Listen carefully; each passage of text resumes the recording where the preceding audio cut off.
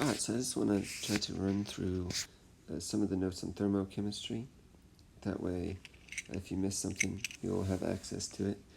The first thing we want to talk about are the different types of energy. So there's kinetic and potential energy. Hopefully you're good with those. Kinetic is motion, potential is position.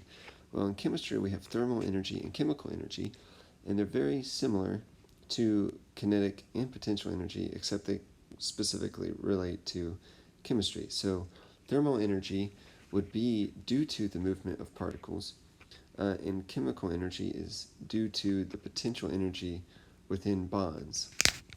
So in order to understand this whole unit, you have to keep the first law of thermodynamics in mind. So all of the energy in the universe is constant, so we're not creating or destroying energy, it's just being transferred or transformed. Another thing we have to understand is what's the system versus what's the surroundings. So no matter what, the system is going to be the thing that we're focusing on. The surroundings are however we want to define it in relation to what we're focusing on. So for instance, if you're studying chemicals in a beaker, the beaker is going to be the system. Then depends on kind of what you want to do for the surroundings. If the chemicals are the system, then the beaker could be the surroundings, the air, the table. You can keep going and going until you want to quit.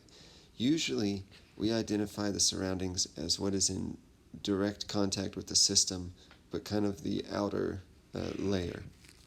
So, for instance, if we had a hand warmer, we would say that the hand warmer is a system, and we'd probably go ahead and just say that your hand is the surroundings, even though you have a glove and the air and all that sort of stuff also surrounding it.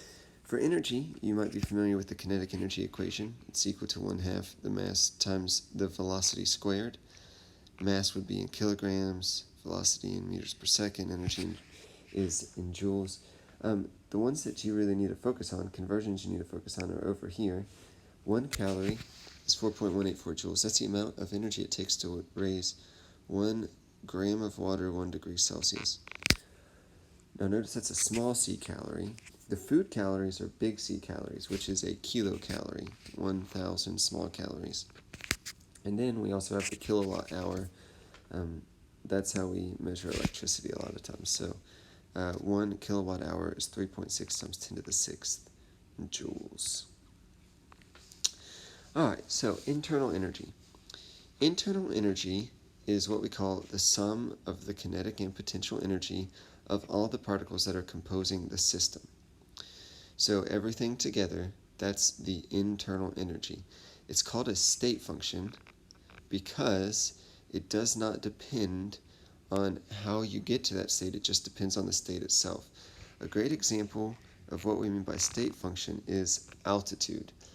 Altitude is a value telling you distance from sea level, but it doesn't depend on the path you take to get there. So you could take a really windy path up a mountain, or you could take a helicopter to the top.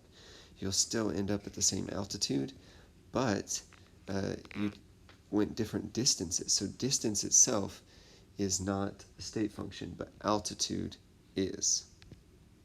So internal energy, we represent this with a capital E. Change in internal energy tells us what happened. So it's the final energy minus the initial. Anytime you see change in internal energy or change in anything, really the delta symbol, you're going to take final minus initial, whatever it is you're talking about. So for a chemical reaction, that's products minus reactants. So what you want to do is figure out whether the change in internal energy is positive or negative. Well, if delta E is positive, that means that the final energy is greater than the initial, so it took in energy.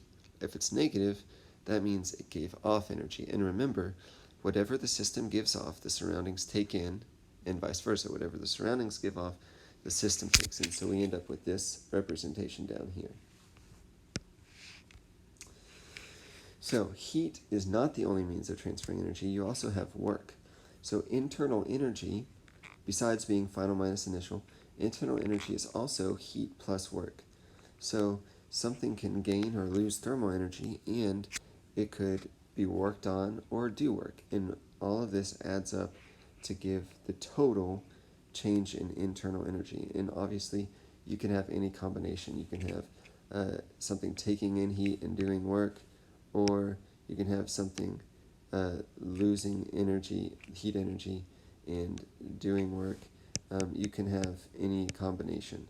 So all those together would be change in internal energy. I think that's where I want to stop for this first video. I hope that's helpful to you.